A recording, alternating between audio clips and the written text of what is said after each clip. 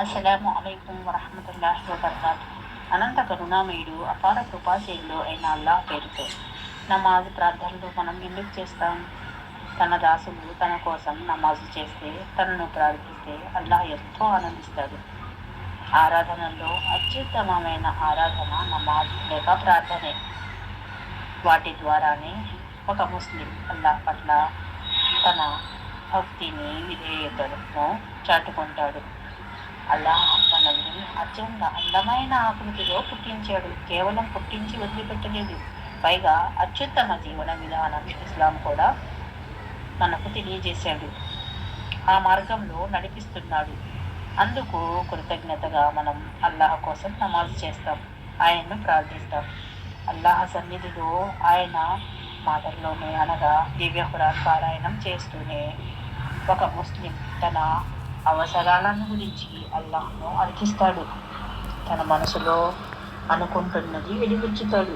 మొత్తానికి అల్లాహ్ సన్నిధిలో ముస్లిం మనోవ్యక్తీకరణకు చక్కటి అవకాశం నమాజ్.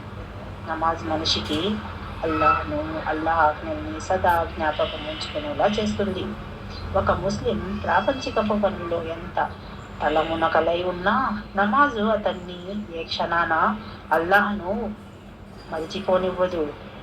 నమాజు ద్వారా అల్లాహ్ సహాయాన్ని కోరవచ్చు.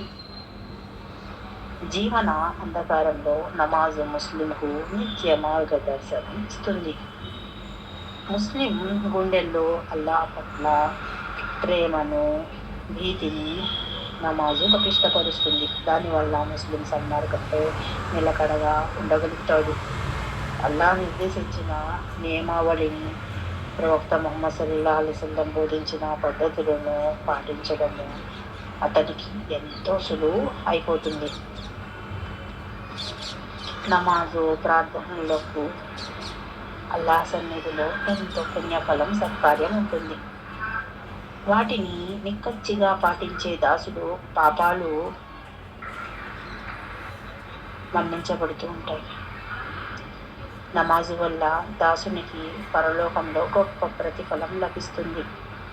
ప్రార్థన చేసే దాసులు సుఖ సంతోషాల నిలయమైన స్వర్గానికి వారసులవుతారు. నమాజు వ్యక్తిత్వ వికాసానికి తోడ్పడే ఓ విలక్షణమైన అభ్యాసం.